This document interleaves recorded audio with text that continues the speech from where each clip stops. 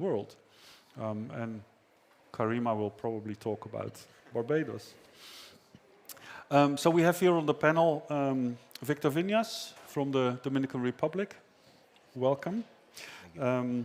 Graham Watkins, IDB, one of the chief financiers, I would say, of climate ambition in the region. And you're the chief of the Climate Change Division. Karima Dejia, it's a pleasure. Now in the office of the Prime Minister of Barbados, and working on the realization of the Bridgetown Initiative. Michiel Keuler, an old friend, climate finance expert, and partner in the Green Work. He will talk about his vast experience working with the countries in the region. And last but not least, Donniel Kane from the 5Cs, with which actually I have the pleasure to start working together, because we will be enhancing jointly a couple of more NDCs over the 24-25 cycle, and I very much look forward to that. So quite a distinguished panel, at least from my perspective. If you don't mind, I will actually start by asking Graham just one question. I know he's probably expecting more questions, but just start with one. And that is, what strategies and initiatives have you found particularly useful and effective in advancing climate goals in the region? Okay, well, firstly, thanks for the opportunity to be here. I thought I would do a little bit of marketing to begin with, to explain exactly what we do, and how things are changing too. Right now we've got staff or consultants that do climate in 20 countries. And just, I think, reflecting what you're seeing in demand, 3 years ago, we only had people in 5 countries. So we've seen huge demand, and we've responded to that demand. And they, in the countries, work, and this is perhaps a comparative advantage of MDBs, they work on the planning side, the policy, the regulatory side, but they also work on investments. So they can bring in investments or connect investments to NDCs and to long-term strategies. And then we look at finance as well. We try and be innovative with finance, and we also try to bring in additional finance, concessional finance. That means that we're now working on long-term thinking, long-term strategies, which can be sector level or national, in 16 countries across the region. And NDCs we're supporting in 14 countries across the region. We're also, by using the bank structure, we're able to sort of link into broader sectors that are normally looked at in NDC. So, you know, classic ones of looking at sort of energy, transport, land use, agriculture. We're also now starting to look at social issues, just transition, social protection. We obviously look at finance as well, and finance from both the public side and the private side as you move forward. Increasingly, we're looking at innovation. We have a group that just looks at technological innovation and technology transfer. And one area is that we've really begun to deepen our work in is institution building, because basically that is probably one of your major barriers moving forward. We also help build capacities, analytical capacities. So if you want to do a decent NDC, you need to be able to project into the future, you need to model, you need to think about what's going to happen, you need to look at the interactions between different sectors. You need to think about investment planning, financial planning, cost-benefit analysis, all of which requires technical assistance and input. And one really big advantage of working, and again, I shouldn't be marketing. I'm not trying to market. Are you hiring, Graham? No hiring. Well, we are actually hiring. But anyway, but one big advantage of an MDB is that we do policy loans. So we can actually, if we help with the policies, we can actually then turn that into something to provide fiscal relief, which we have done. This year, we have actually approved 7 of those across the region. And then that's another growing trend. But coming sort of some of the lessons, transversality, that we need to make the NDCs broader and cover the sectors that need to be covered. They don't often cover things like institutional capacity building, health, education, social protection, labor markets for looking at just transition, and they need to begin to start to look at those issues. Finance, they need to begin thinking about finance. There's no point in doing an NDC unless you've actually thought about how the money is going to come out. Barbados is excellent at doing that, and I see on both walls 2 initiatives that are very helpful in that. But the Bridgetown initiative is really focusing on that, is asking that question, where is this money going to come from at the end of the day? And there we can help and work with countries to innovate as well. And the last area that we're finding increasingly, and it's always very challenging, is the question of MRVs, monitoring, reporting, and verification systems. Why? Not just to report to UNFCCC, but really to think about the process of change in a country and transformation in a country and how to talk to stakeholders about those changes and those things that are happening. What we found in countries like Chile and Uruguay is that they're crucial, those systems, to access sustainable linked bonds. If you don't have them, you're not going to access them. But Great opening remarks. Thank you very much. And it actually cues up Michel, because I know some of his thinking on this. The green work does technical assistance, right? So when it comes to NDC implementation, resource mobilization, what are your experiences, and what are sort of the most important lessons learned? Yes, thanks, Hans.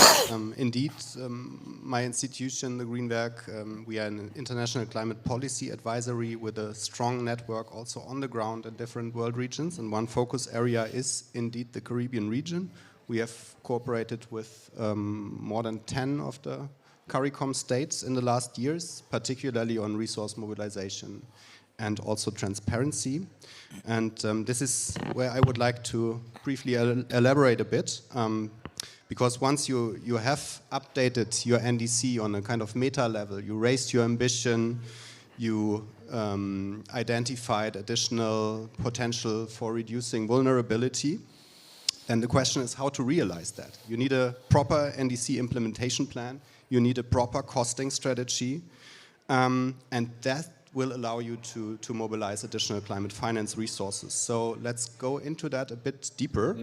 First of all, countries will have to define within their NDC what can they do by themselves, because many things are happening in the countries already right now. So unconditional, unilateral contributions. And then there is a part which will be conditional and which will definitely need external support, particularly when you talk about this region with so many vulnerabilities. We, of course, have a strong focus on that in the adaptation sector. Then the countries will need to set the priorities right from their perspective. Realistic costing helps a lot here. A price tag that is adequate and that is also justifiable when you get in contact with potential donors. And when you do those things properly, you will find out what actually this remaining gap is, where you need international support. And I will echo here what Graham just said on transparency. This is key, climate finance transparency, to know about where the funding is actually already flowing in your country. So sometimes even within the government there is silo thinking. The financial ministry is not always properly involved in those processes when you do NDC costing.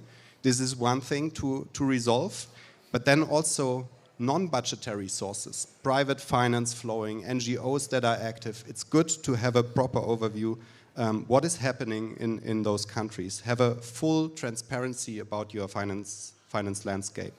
This will help to avoid overfunding in some sectors, because that's also sometimes the case that countries actually have parallel initiatives in one sector and other sectors remain totally blank. This helps to improve coordination and will lead to the situation that you can then identify the remaining gap where you really need international support in a wise way. Then it comes to the mobilizing of funds. Here we have heard the needs are enormous in this region. It's not only about the climate change induced impacts, it's also about the vulnerability to peaking prices from, for example, energy markets. We have seen that last year with the peaking oil price again. Also fertilizer and other goods that have impact on adaptation or mitigation sectors. And there is quite a lot of potential support institutions, the IDB, the MDBs like IDB, bilateral support organizations, then the various institutions from the UNFCCC's financial mechanism, the Green Climate Fund, the Global Environment Facility, the Adaptation Fund. So there is lots of things actually available. However, the key question is how to access that. And here we see that this is a really cumbersome process for many of the countries. There has been a cascade of readiness activities. My institution was also involved in a couple of those. So there is strengthening of capacities, for example, of the NDAs and the focal points. There is country programming. There is needs assessments ongoing. There is pre-feasibility and feasibility studies. We have seen lots of concept notes that have been developed. And then when it comes to full funding proposal, to the submission and to the approval, it often gets very tricky. We have made good experience with setting enabling environments, for example, with the Global Environmental Facility, but then the upscale of funding, that's really the tricky issue, which does not work well yet in many countries. And this creates frustration, from my perspective, in the region among many of the governments, because they have done so much to prepare themselves for getting funds at scale, and then we have a barrier here, and we need to address that. Okay. The simplification that has been started by several institutions, from my perspective, does not work that well. So there is still lots of things to do. If we think, for example, about the climate rationale in the adaptation sector, how many data requirements are still there that countries cannot provide? This is really a huge barrier. Mm-hmm. So potentially new approaches are required. I think Karina will report a bit on the Bridgetown Initiative, Roofs to Reef, etc. This is really inspiring, and I hope that those things fly in future. But we also need to make the existing landscape, which is there already, work for a region with limited capacities, like we see that in many of the SIDS countries, and help to unlock the funds that are in those vehicles. So it's a twofold thing. Countries have to have the sovereignty and also the responsibility to set the priorities right, to do the right price tags, to prioritize, but then the international community has to deliver and to fill those remaining gaps. Right. That's my experience on that region. Thank you, Michael. So you've queued up Karima perfectly. I almost don't need to ask you a question. Basically, you know, your experience as part of the government of Barbados in realizing what Michael was just talking about, like articulating your ambition, enhancing your ambition, being among the most ambitious countries in the world. And then how do you go beyond the project-by-project approach, which is so frustrating for many of the countries? Thank you for that. This is very close to the discussions that we have been having in other events at the pavilion, in and around the pavilion informally and internally. So very, very relevant. And I echo a lot of what is being said by fellow panelists in that is exactly it. It is the NDC is a political commitment. This is what we're saying this is what we are committing to do. And Barbados has made very ambitious NDCs. Like, as you say, many of the SIDS have really stepped up and stepped forward in this regard, despite not being the primary contributors to climate change. And now the question is, well, how do we get this done? And translating that political commitment into a logical program of work that is executable and fundable. And it isn't an easy task. It is not straightforward. We have the Roofs to Reef program. That is what it is in large part designed to do. to be an implementation vehicle, as it were, for the NDCs, but not just for the NDCs, for broader resilience and sustainability, in being consistent with an overarching policy framework in terms of sustainable development, especially with physical development and infrastructure.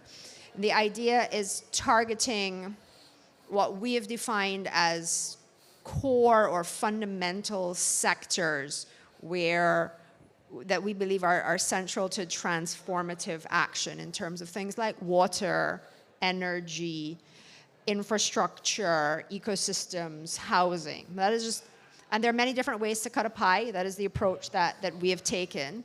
And those sort of fundamental things, we need water to do everything. We need energy to do everything. The one I didn't mention, sorry, is waste. Everything produces waste. It is a kind of a nexus approach in that we recognize, like what Graham was saying, the sort of intersections and the relationships between sectors. We're taking a programmatic approach. We're not sort of projectizing everything. We had an interesting discussion in here this morning about a project called HOPE, Home Ownership Providing Energy, recognizing that it is a pilot project that incorporates many different things. It is about sustainability and resilience in the built environment with a housing project, providing sustainability and resilience features and making them accessible and affordable to first-time homeowners. And then pilot it's a great concept. But to take that from pilot to a bigger scale where we have something that makes an impact, that is truly implementing the NDCs and meeting those commitments and those goals, we have to think systemically. We cannot think just at that pilot scale. So that project, to go from, say, 200 houses to, say, 10,000 houses, that is interacting with a lot of different broader systems, is interacting with our overall building sector, how we handle construction, how our building standards work. So to go from, to implement at that standard with hurricane-resistant homes, with the technologies for, in terms of the solar PVs, having that at a wider systemic level across the country and not just at the scale of one project. Similarly, how that works with the overall energy provision system and taking the solar energy and not creating problems with the grid. There's another significant aspect of that. So we have found that in order to do this, we have to think about not just project by project, but overall systems and how they interact. And this is still very much a work in progress for us. It is not something that we're going to just sort of snap our fingers and figure out overnight. I think it's fine for me to acknowledge that. You know, but that sort of, that big picture thinking, also realizing that there are going to be things that we have to rationalize and prioritize as a country. Do we look at waste to energy as a centralized system, or do we look at waste to energy as a decentralized, distributed thing in different sectors? We have to sort of make those determinations, relate them to our overarching goals, and have a clear plan that takes us from a goal to something that we can then think about how it is financed. And there's a fairly big set of work to be done in between before we talk about how it is financed. So that is us looking inward with the Roofs to Reefs program, whereas the Bridgetown Initiative is us looking outward and making a call globally in terms of reform of the international financial architecture. I'll sort of stop there because I feel like I've been talking for a long time, and we can come back to that. But it fits in well with what you've been saying about a need for action on the countryside, as well as the need for action with the international community, and sort of meeting somewhere in the middle that makes sense for these things to come together for implementation. Great. Thank you so much, and also thank you for pausing, because exactly that second part of the discussion on the financial instruments and the international landscape we will get to, absolutely. So maybe, Victor, you can give another country example before we then go to Donniel. So, Louise, you have the clicker? So he's going to show the slides. Victor. Okay, thank you very much. Don't worry, only the title is in Spanish of the presentation. It says from planning to action, monitoring and follow-up of action plan NDC 2022 to 2025. Very briefly, obviously Dominican, our moderator, have explained in the Caribbean, with Spanish speaking, but share the island together with Haiti. We did our NDC back in 2015, and it was a very rough exercise, something done for the first time. So we have 5 years to update it, to raise the ambition in our ONDC, which we comply with the deadline, and we submitted and was registered with the CCC Convention back in December 1920. So from then on, we have learned that we have to work together among sectors or stock takers, government, private sector, academia, research, the society, NGO, the civil society. So basically, our national contribution, our NDC, establishes that we're going to reduce by 2030 20% compared to business as usual. We reduced the condition, and practically in the INDC back in 1950, close to 100% to implement was based in external condition to external finance. Now we have reduced it to 75, and we have 25 in conditional to domestic finances. We have worked an agreement on deals, a balance between the private sector and the government. So 80% of it will be put up to accomplish this goal by the private sector, and 7% from our public finance. Obviously, the private sector is investing heavily in market-oriented activities like renewable energies, that, by the way, in less than 5 years, we have surpassed the goal that we put up, that we're supposed to contribute to by 2030. So by now, 6 years before, we already surpassed the goal that we have said that we're going to meet. Why? It's very easy. It's a market trade activity, so that if there's benefits to make, you find the investment, locally, international, joint. In the NDC, we identify 46 mitigation options and 33 adaptation measures. Also, we define our means of implementation, action, we saw that there's some cross-cutting elements, and obviously we have been working on the governance. For example, previous panelists have mentioned a few times the monitoring, the importance of monitoring and follow-up. We do have, a couple years ago, we set up governance on that monitoring, and by presidential decree, which is a law we have passed in Congress, we enacted a monitoring and verification and reporting system in our green gases. So that's enhanced.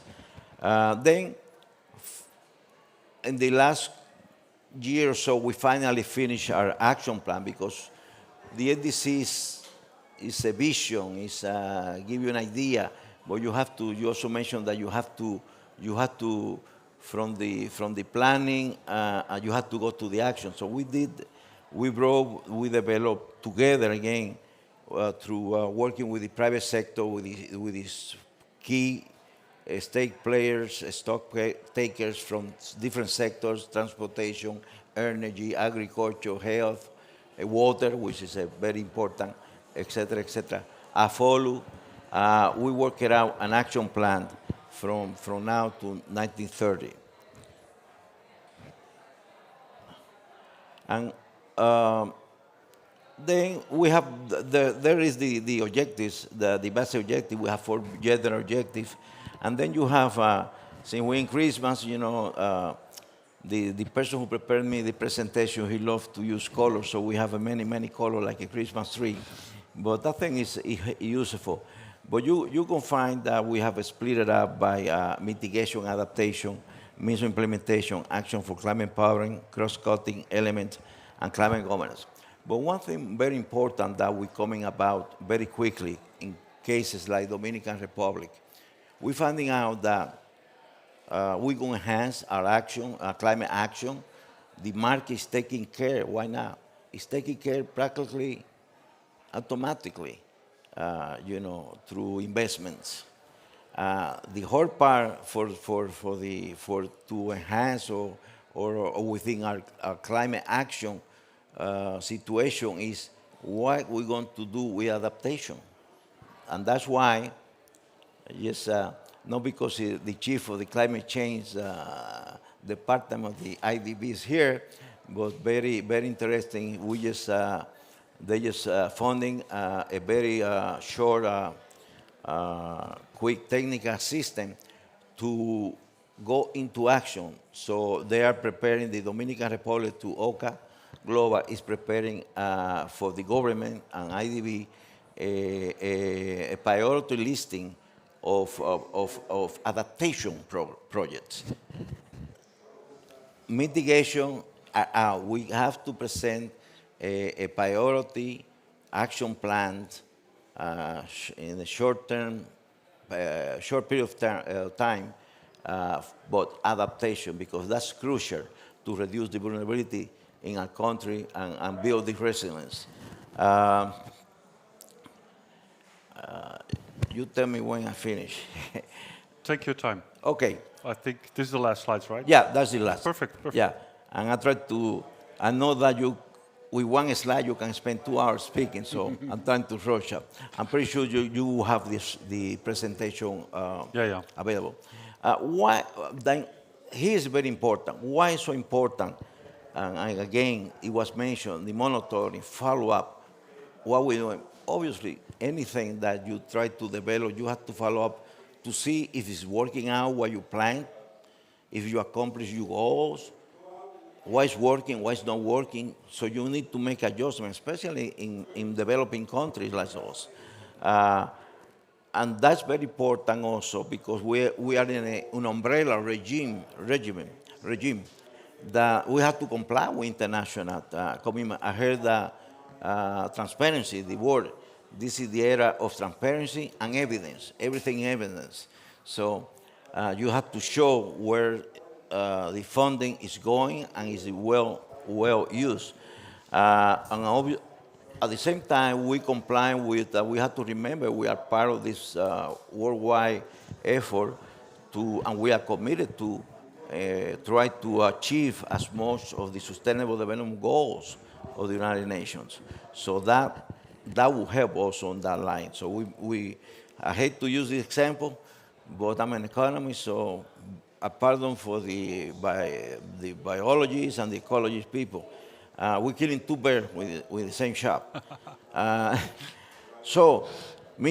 also we're mitigating and adapting to climate change. The world has changed. We have changed. The cost of energy, the fuel is costly, so we have to adjust our life.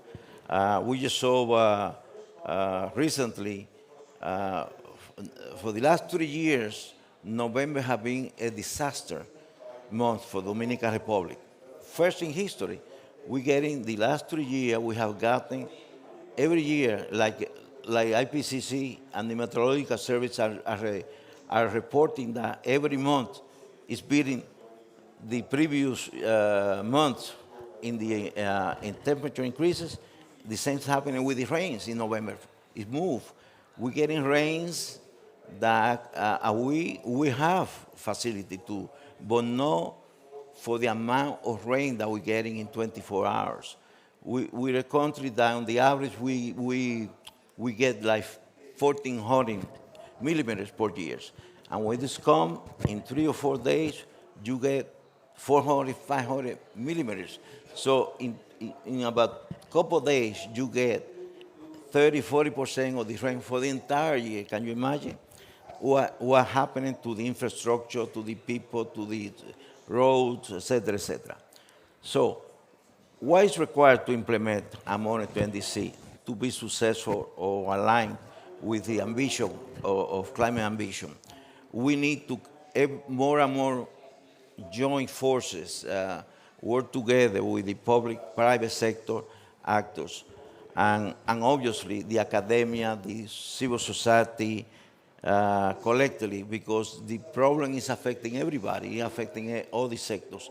And there's finally, and we're working, we have aligned Dominican Republic, an area that for many years have been forgotten. Now we have on board the Treasury Department, the Central Bank. We're finishing our taxonomy. We're putting climate change indicators in the system of the public investment. So we're working on setting up the base. So hopefully we are increasing our ambition. So we trust that by 2030, we will going to be able to say we comply. Thank you. Last but not least, and there's going to be another opportunity for everybody, but Perfect. Donniel, All right. you work for CARICOM, the 5 Cs. You have a lot of experience trying to provide assistance to the countries of the region to address exactly these issues that have been identified. So I deliberately put you last because you can sort of give an overview of what technical assistance has been provided, what has worked, what hasn't worked. And my most pressing question is, what does that mean? How does it inform the next round of enhancements, which is starting now? Yeah, thank you very much for that. I listened to the presentation earlier, and much of it is what informs our strategy to mobilize resource in two buckets. One, for the development of the NDCs, enhancement, revision of the NDCs, and then two, the implementation of some of the actions identified in the NDCs. Let me kind of walk you through the story of how NDCs in CARICOM member states have evolved, and there are a few elements that will come out to understand where we are and where we're going. So the first set of NDCs that would have been developed largely leaned on the energy and transport sector. And missing from that would have been agriculture, health, water, coastal and marine. Several sectors would have been missing from those NDCs. Now, why? The methodologies needed to understand carbon, CO2 emissions or greenhouse gas associated with those sectors were still in their infancy.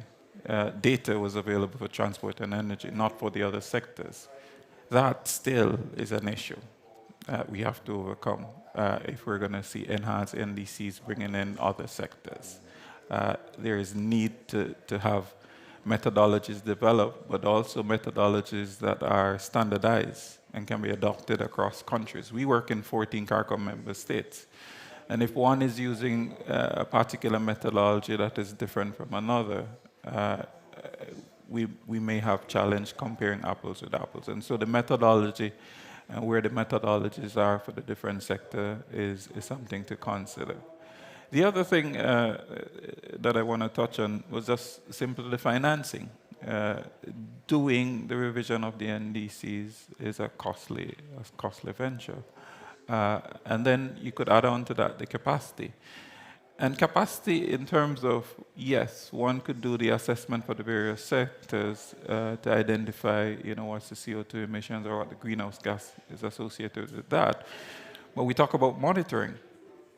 If it is like these countries hire consultants and they do these assessments and they suggest that is what's there, if the capacity is not left within the country to carry out the monitoring related to that, it is a challenge. And so there is resources needed to, one, build capacity in country, but also to carry out the sort of monitoring needed to be able to report on that. Financing, capacity, the methodologies, these are all barriers to really realizing an NDC. The 5Cs is taking steps to, support member states in with, enhancing their NDCs. Let's put this in the context of COVID. I think 2015, 2020, 2025, COVID was around 2020. Many of the CARICOM member states were late with the submission of their NDCs. And part of that is related to the COVID-19, but also financing to do it. I've heard it. The NDCs are revised, and many of the NDCs don't have a financing strategy that goes along with it. Some of them don't even have detailed plans. You'll note that most of the NDCs have in them mitigation and adaptation actions. And while these things are noted in there, there is the need for that plan and then for the financing strategy around that. It's similar to what Karima described for Barbados, where there is this program of action and there is now, efforts to develop a financing strategy for that. We've always been saying we need to have that financing strategy, because then the NDC is what informs how we move around doing that. So what are we doing on the first bucket, which is supporting, enhancing the NDCs, raising ambition? We've been using readiness resources from the Green Climate Fund to support countries in the revision of their NDCs. As you mentioned, you're engaged in the 5Cs now with that respect, and part of what you'll note with some of the countries you'll engage is the fact that there are several sectors still missing, and they want to add sectors such as forestry into their NDCs going forward. So we're mobilized resources to, one, revise what is there in terms of energy and transport, but add additional sectors in that respect. We're also mobilizing resource to provide the sort of capacity needed to carry out the monitoring, as well as build out MRV systems to monitor the NDCs. The 5Cs is also working on its own platform to monitor through the submissions to the UNFCCC the achievements that are laid out under the NDCs.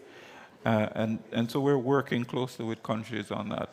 Admittedly, the 5Cs was late to the game, but 2020, with the late submission, we recognized that we needed to, as a regional organization that has a mandate to coordinate climate change, needed to step up to support member states. As such, now we have an NDC coordinator in-house that is looking across all the NDCs to look for best practices. And I think now we need to broaden our eyes to look at what's happening in, say, DR as well, to say what lessons have been learned from that we could utilize to support member states in enhancing their NDCs. On the second bucket, in terms of the implementation of the NDC, that's where I sit. I am a project development specialist with the 5Cs. And so what we're doing is taking actions that have been highlighted in the NDCs and the NAPs, and we are building out those projects. Now, it is not where it should be. As I mentioned, what should happen is that we have a full list of actions, costed, finance strategy developed, and that program is moving forward. Many other countries are still at the stage of project by project, picking off projects in their NDCs that could be implemented. We're hoping that in the round coming up for 2025, which the 5Cs is supporting quite a number of the member states, that we will see more appropriate NDCs with potentially having a finance strategy and plan in place. It's ambitious, but let's see how far we could push the needle in getting the first bucket of action set out. And then on the second bucket, how we could then organize. The challenge for the 5Cs, and this brings me back to the last point on which our colleague from DR left off, was the importance of partnership in one, realizing enhanced NDCs, and on two, implementation of the NDCs. Because part of the reason the 5Cs also has not supported CARICOM member states in implementing much of the actions identified in their NDCs were that they were related to energy and transport. And the 5Cs is accredited to the GCF, but only for grants. And so the sort of financing instruments needed to implement some of the actions identified in the NDCs, we could not do. But you needed a development partner like the IDB that has much wider financing instruments, grants, loans, guarantee, equity. As mentioned earlier, private sector would play a key role, especially when it comes to energy and transport sector projects, which are the first set of actions identified.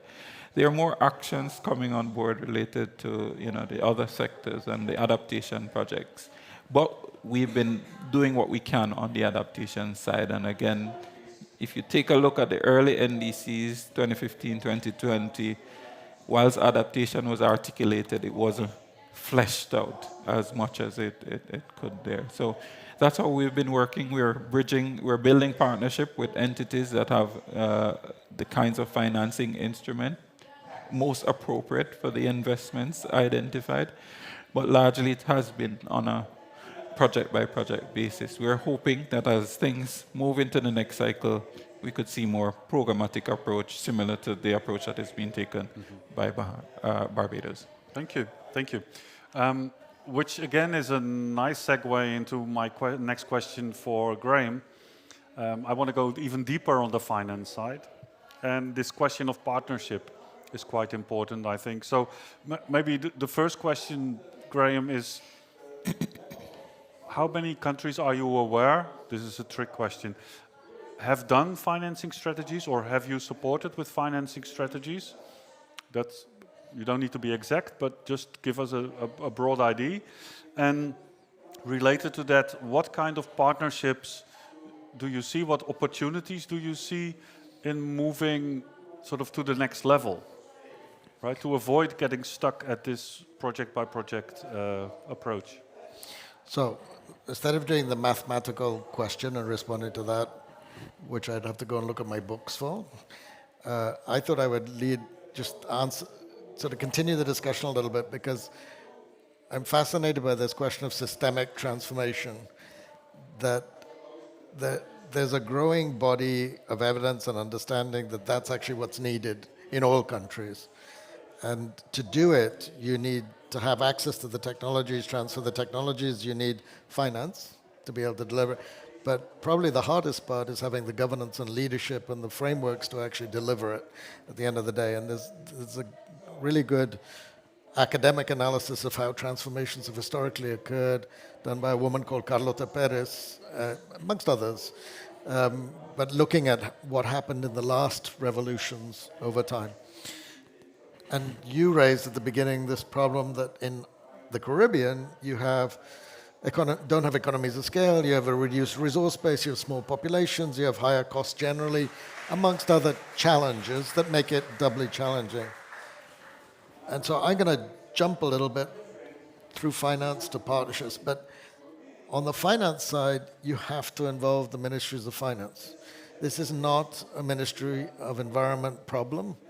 This is a Ministry of Finance problem. We set up a platform for ministries of finance 2 years ago.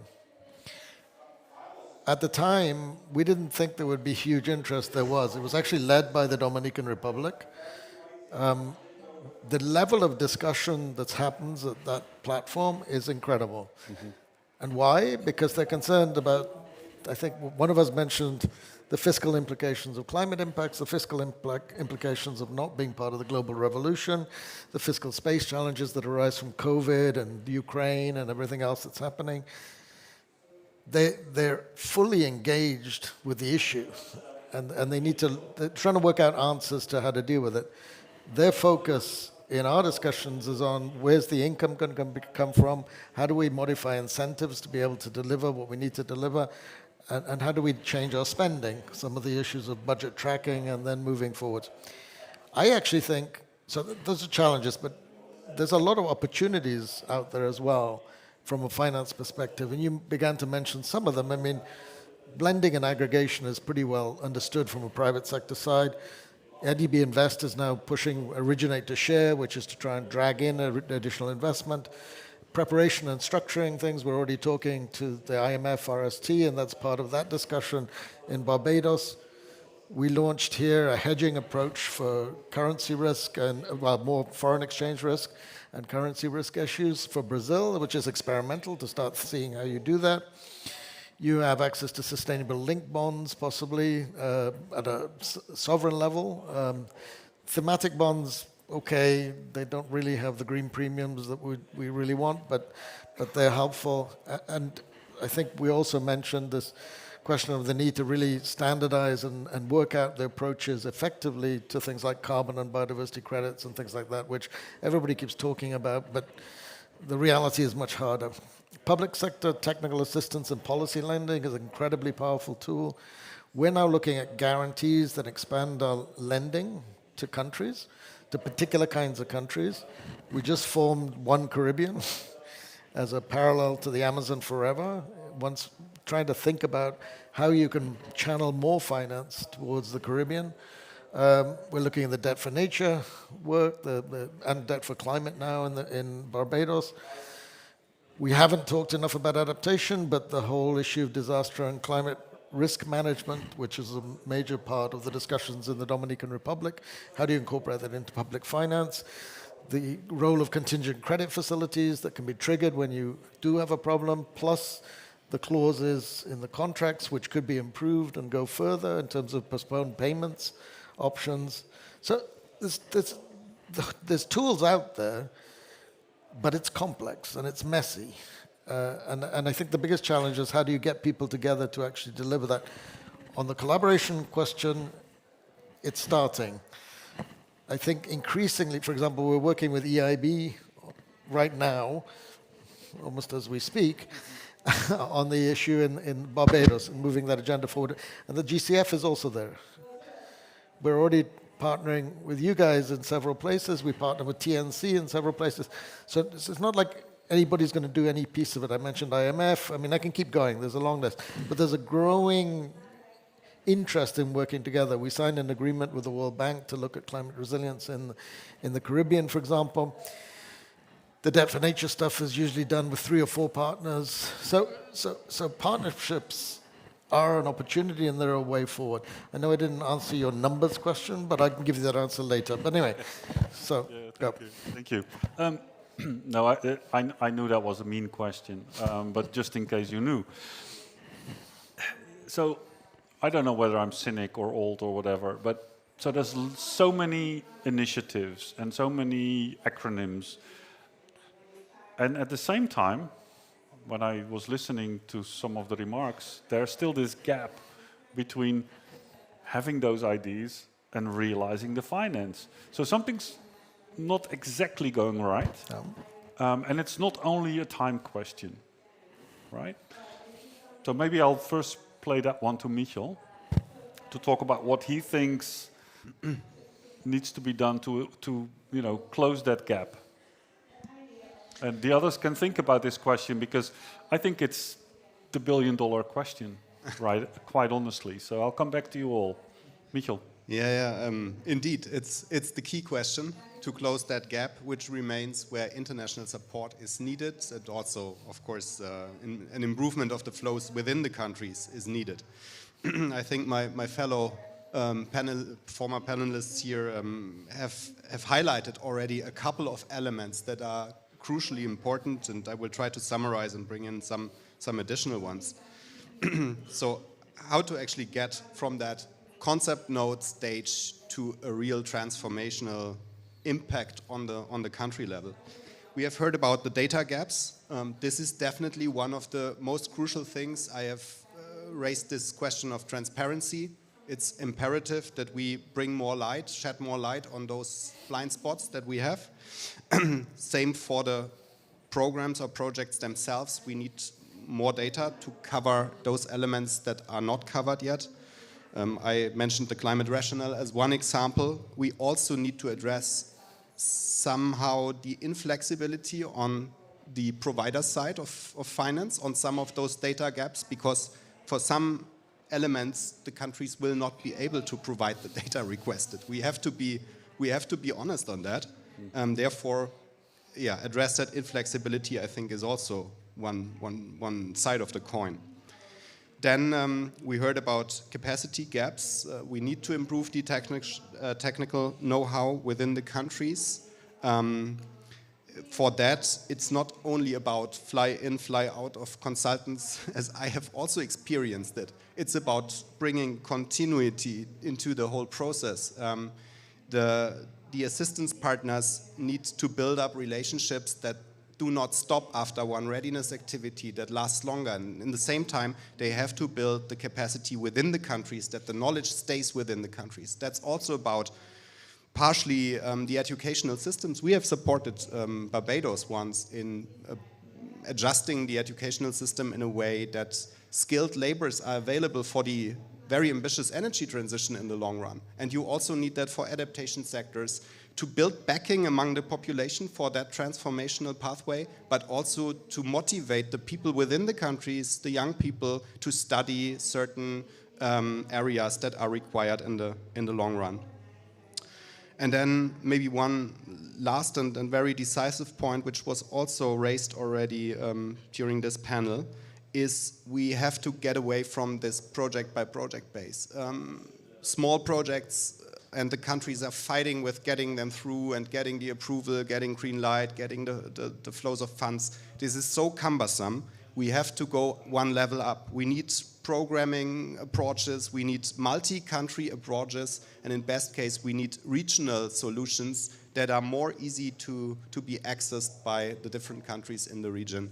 And all that together might be one part of the answer to your crucial multi-billion question. Okay, thank you. Just to reflect on some experience that I've gathered trying to access GCF funding in the Pacific. In the end, we did end up with a multi-country approach, programming long-term, and it still took 2 years, right? So it's like, no matter how much technical assistance you throw at it, for government, this is a massive investment. So Daniel is waving, he wants to speak, say something, and then we go to Karima, because I want to hear from Barbados. Yeah, I wanted to just, and I'm glad you gave that example that it took 2 years for a program, but it also takes 2 years for a project. And the process, it's expensive. Yes. So if you can spend $1 million developing a program that mobilizes $300 million in one go versus $1 million to mobilize $50 million, it makes a difference in how we go about. We've gotten a project approved as part of the Roof to Reef program, but it's a project for Barbados, and it cost $1 million because of the technical elements that went into it. Oh. But had we mobilized that in a different way on the programmatic approach, we would have probably tackled the larger landscape using that and maybe an increment above that to mobilize even greater financing. But part of why that happened was, again, also the 5C's accreditation to the GCF, limiting us to only $50 million. And so even if we wanted to develop a program that was larger than that, we couldn't. We have 4 water projects similar to that we're doing in Barbados, across the Caribbean countries, St. Kitts, Dominica, St. Vincent, and Belize. And we're doing that project by project by project. That requires 4 separate project developers, 4 separate consultants in each country for one study, times the many studies that must be done in the countries. And you could see how expensive that gets, and then why you end up with delays in accessing finance at scale to implement NDCs. I think we violently agree. Karima, and then Victor, what does that look like from your perspective? So I'll pick up on a couple of things there. Yeah, there are efficiency questions, right, with both project development and project implementation. Smaller projects don't, the amount of effort and cost that goes into development and implementation doesn't scale down proportionally. And so it's an effort, reward, cost, benefit, however you want to call it, thing, where to be strategic, we want to think about getting the best bang for our buck in whatever we're doing in terms of developing programs. And this is where the programmatic approach can make a big difference. And Barbados I think we're seeing that programmatic approach helping us, even when we have to go after a specific project, having the rationale for that project being clear, that it is nested within a broader program that has a clear set of overarching objectives that the project is aligned to, that makes a difference. That's also how approach has supported us as well in these policy-based loans that Graham was talking about. That approach is quite critical for that. And so that does help us a great deal. But it is still true that the cost and the time is still outsized and disproportionate to what we are ending up with at the end. So I'll say that. I'll add, I'm hearing regional, and I'm hearing Daniel say 4 different consultants. But Daniel, you know that if you did that in one multi-country project, you were still doing the same amount of work. Because one of the challenges that we have, and this one is not readily solved for the Caribbean by combining countries and saying it's regional, the region is very diverse. So you can put Barbados and Belize in the same project, but you're still doing the same amount of work oftentimes. Standardizing in our region is difficult. And the Barbados-Belize comparison is one I regularly use. Opposite ends of the region, tiny island country on the edge of the Atlantic, highly exposed to the Atlantic sea conditions. Small continental country on the other side behind the world's 2nd largest barrier reef.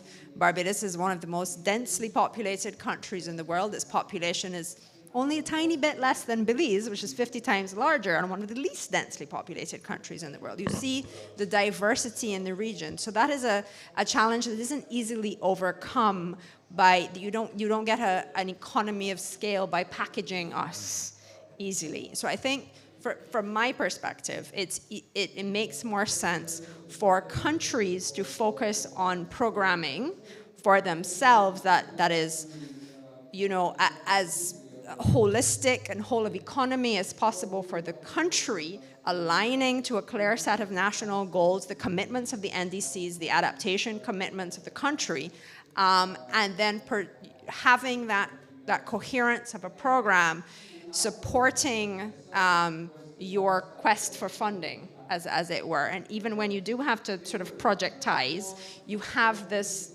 overall coherent program that it nests within, supporting what you're doing. And it's still not perfect, and it's hard, right? But I think that to me is the most logical. I think there may be opportunities to do things regionally or in multi-country groupings, but we need a critical look at what's transferable, what can be standardized versus what cannot be standardized, and what isn't transferable. And that goes back to the sort of systemic approach that we touched on a little bit there as well, and you said language that I liked. That requires critical analysis to take that overall systemic approach and understand what you're doing as part of a larger system, as part of systems that interact with each other. And that the capacity to do that and think at that level and that scale is something that we particularly need to solve these complex problems. Thank you. Some very wise words. And can I add to that short list honesty?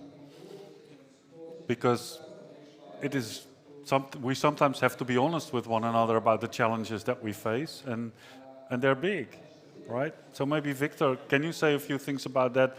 And can I sharpen the question? Can you share, for example, about your discussions with the Minister of Finance? You know, just to put a fine point on it. Yeah, exactly. Well, we have, by the way, I'm right now, the last 4 or 5 years, I have become just a senior finance advisor, climate finance. It took a while, but we convinced him. But not only that, I think it's important to realize, I'm laughing because you're talking about differences and hard to between countries. Sometimes countries like Dominican Republic, within Dominican Republic, because of regions, it's difficult. A country that have like 20 microclimates in 44,000 square kilometers, it's a tremendous task. But I heard one important thing is that the solution is a long-term solution. NDC is practically something short-term, basically. So, like or not, there's a political element. Our government only lasts for 4 years. Sometimes we change government. There's no continuity. How are we going to do this transformational? How are we going to change into a role, into a path that we're going to decarbonize our economies, which cannot be done in 4 years. It can be 40 years, 30 years, 20 years, whatever. So I think the way a group of people certainly say, why don't we make a commitment and get some funding, and the World Bank is helping in that, and do a long-term finance strategy. I think our colleague from the IDB mentioned at one point in time. So perhaps once we are right now developing that. Once we have that, like or not, we can change government, but there will be a country plan to move that, especially because, and I think it's very similar in most of the island, we have developed and growth basically around near the coast. So in Dominican Republic, 80% of the basic, all the power plant, excluding the renewables, the traditional plants, gas, fuel, they're near the coast, in the port. The basic infrastructure is there.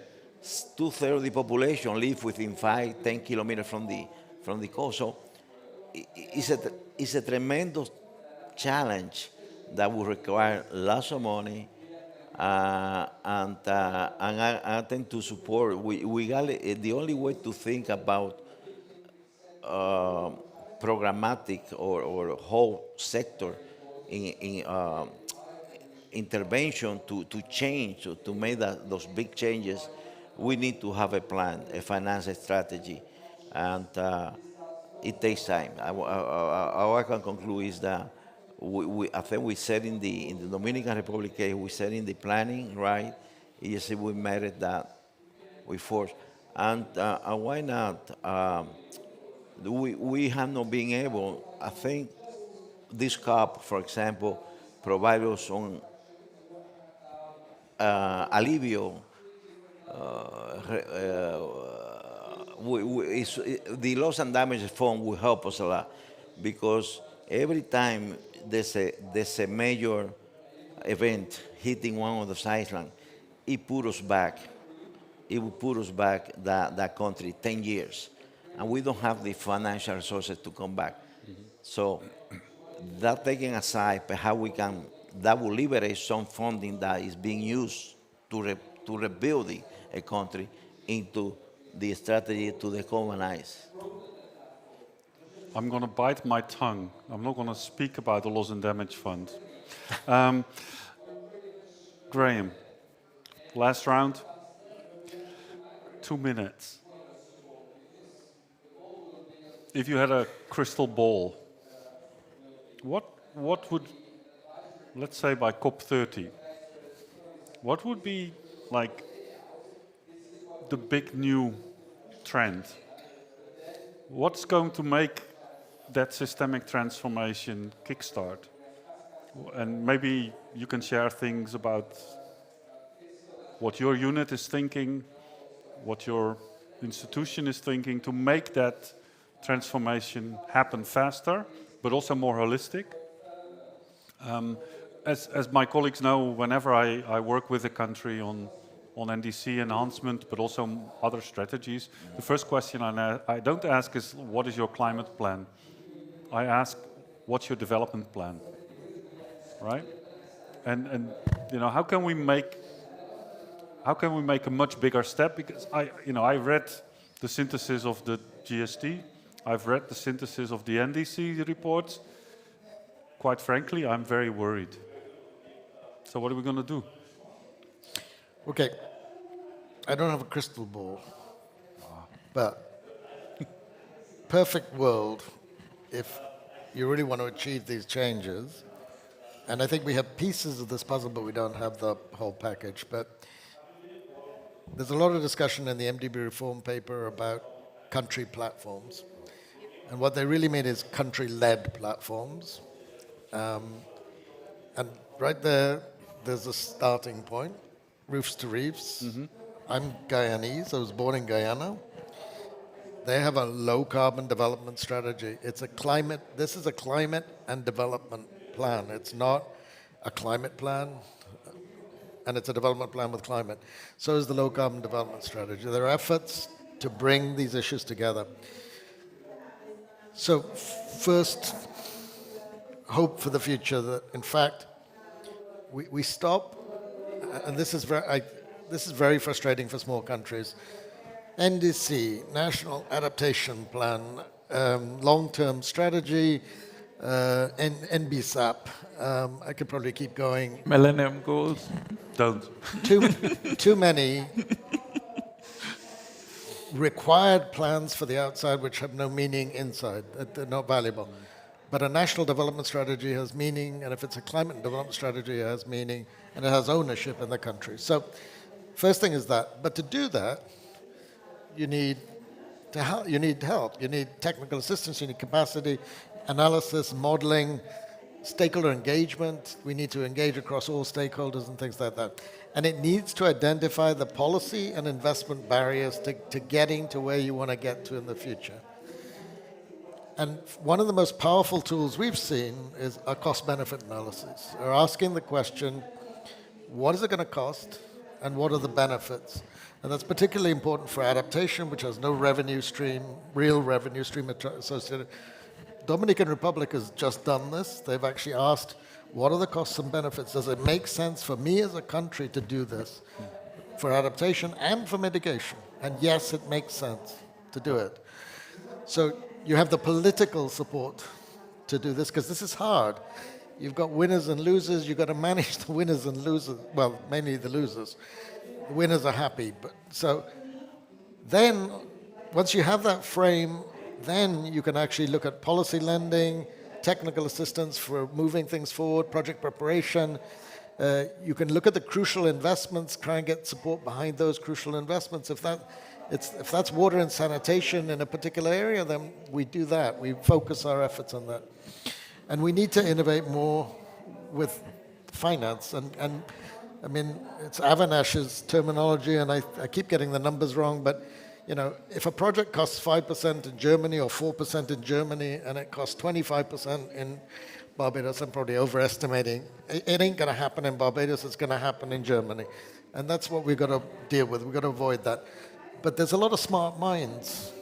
And hopefully with the bank focusing on this, and everybody else focusing on this, and everybody working together, we can move the agenda forward. So it's not a crystal ball, it's kind of like a, I don't know, Jack in the Box, whatever it is. Okay. But that's what we're trying to do. But I'll buy it for now. We're trying to do that. We're trying to help countries do that. Michel, innovation.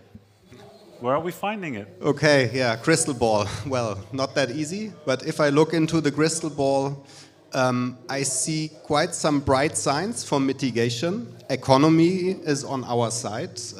Renewable energy will be so cheap soon, in way competitive in comparison to fossil fuels. We will have more than 1,000 gigawatt of production capacity for solar PV alone by 2030. So it will be so cheap for most of the countries, and I'm quite confident that if we get some of the technical questions like storage fixed, and if we get the financing framework in a way, and I think the MDBs are working on that some of those remaining issues are resolved, like foreign currency fluctuation, etc. This is all resolvable, and I'm quite confident that we will progress on that. And this will, by the way, also save a lot of money for the countries in the region, because last year, for some of the countries, 10% of the GDP was flowing out of the country just for importing fossil fuel. So they will save a lot that they can spend on other purposes for sustainable development. When we look at adaptation, and I would disagree also on loss and damage, Hans, there is dark clouds in that crystal ball. And this is the area where we really need more thoughts as an international community. Because the countries in the region are mainly not responsible for that mess. It's the countries where I come from, the European Union. So for those adaptation and loss and damage elements, we will need the international support continuously flowing. Countries will have to prioritize in a systemic way where adaptation makes most sense in the next decade, and then in the long run until 2050 set the next priorities, and then we will have to mobilize those resources internationally, because even with saving some money on import of fossil fuels, it will definitely not be enough in the region itself. So that's the two sides of the coin I see in the crystal ball, Hans. Thank you. Thank you. Daniel? Yeah, thank you. From the 5Cs, and probably I'll just use this opportunity to support what Karim has said, and to just clear that up. You know, countries having detailed programs like the Roof to Reach program in Barbados, that would make the 5Cs work easier. Because that is where, when I mobilize a water expert, I know exactly what Barbados need, I know what Dominica needs, I know what St. Vincent need. Not necessarily to develop a program for them, but I'm mobilizing resources based on what is needed in the program of that country. It makes our life easier in terms of coordination. I also am hopeful, if I was to put any hope on this process, the COP process, is on the carbon markets.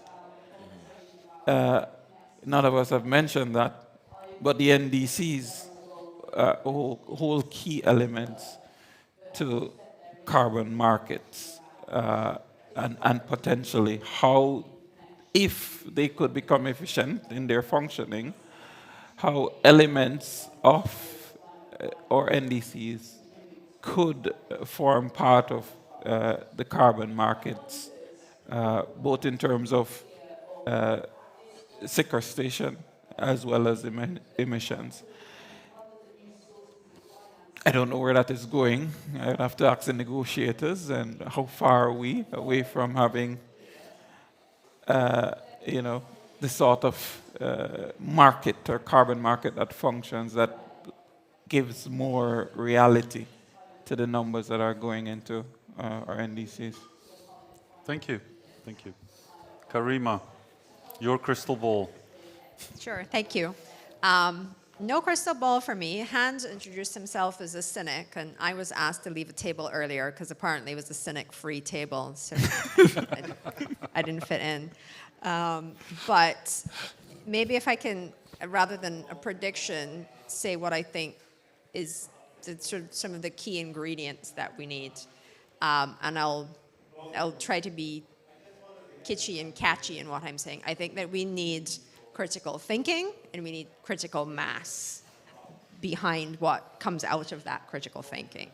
The critical thinking is happening It's bringing us initiatives like the Bridgetown proposal, where we are looking at things systemically and strategically identifying where we need to push to make specific interventions that can shift equations in the direction that we want them to go. So that the critical thinking can bring us that, and I think that we are building coalitions around these ideas toward critical mass behind the things that we need to do. So I think that we need to continue. And we had another panel in here where somebody said that it's not necessarily to come up with something new, it is to keep doing what we're doing, and that in the sense of the critical thinking and building the critical mass, I think that is correct. So I will be brief and leave it there. Thank you. Victor. Well, like my colleagues, I don't have a crystal ball either.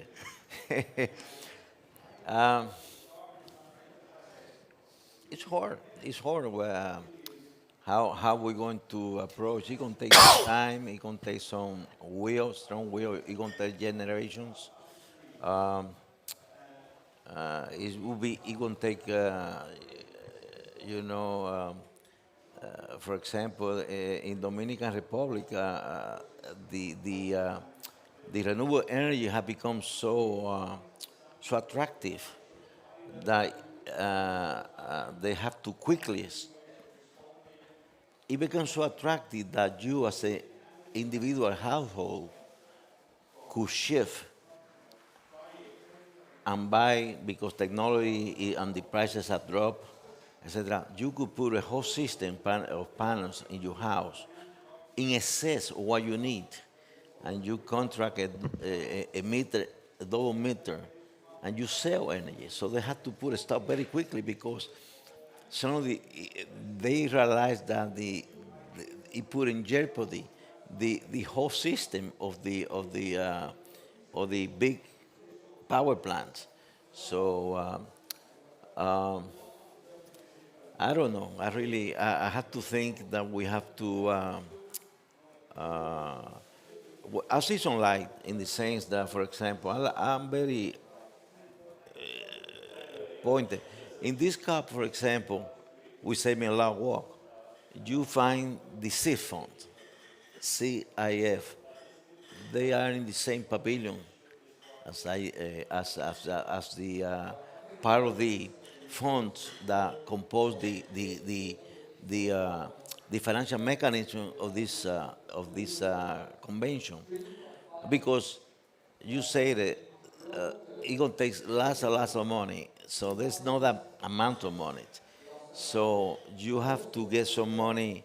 You have to, we call it in Spanish, apalancamiento. You have to put some grant money, commercial money, and that's the way we're going to get everything. But I see they're telling me openly where they're moving for. I can see the signs that I know the IDB put some money in the CIF, World Bank put some money, everybody, the big corporations, the insurance company. So, because the amount of money, resources that are needed are unimaginable. And what is worse, from my own perspective, is that the whole world is realizing that climate change convention is the one that has money. So they want now money. You want money for the youth. You want money for the gender. You want Ramsar wants money. The CBD wants money. So, and but sometimes when you do that, you tend to forget the real problem. I heard at the beginning somebody say, climate change is not an environmental problem per se, and it has taken a decade. And still, in some countries, still within the Ministry of Environment. But finally, we're realizing slowly, like I mentioned, and I'm sorry I didn't answer you the question specifically, how we got to the point where we have the central bank representative here. He's driving me crazy because he wants to meet everybody, IDB representative. He's looking for money, but he's looking for some type of money. He's not looking for grant or subsidiary. He wants money that he can monetize in the system, commercial money. That's what he's looking for. Uh, Again, to support the decarbonization strategy, because they want to get 200 million and spread it out through the banking system, commercial rate, so anybody who wants to buy an electric car can have access to funding. Those are the type, and also took 5, 8 years or so for the Treasury Department to become on board. And finally, we understanding. I think I don't have a clear idea to tell you basically in the last point, but especially, well, I have one who hope, not me, but countries like Dominican Republic, I see the rest of the Caribbean, we bring in the youth generation who's going to inherit this. The Dominican Republic delegation, together with the Panama in the last 2, 3 COPs, have been, on the average, the youngest generation, that age. They, we bring 15, 20 people, and the average age, I'm an outlier. So I always say, take me out so you can keep there. They are 25, 26 years old. And interestingly also, we deliver a quota of gender. 80% is women, is lady, young lady. On that note, I guess I should apologize for the mansplaining here today. We had 3 women on the panel, and then there were 2, and then there was 1. But a stellar one. For me, despite, when you are in these negotiations, you cannot help but be cynical. But what inspires me is the people and the conversations that we can have, and that's why I keep coming back. Change is not linear. Change is not incremental. Change hurts. This is what we're experiencing. And I do not expect that in a world that is changing so rapidly, that the socio-economic change is not going to be disruptive. We have to accept that reality and then deal with it. Yeah. And the only way we can do that is by being the best we can. So I thank you very much for this panel. I hope that the stream will be saved, replicated. We will do a little write-up, because the conversation to me was very valuable. I thank you for that, and I look forward to seeing you again sometime, someday, someplace. Hope soon. Soon. Thank you.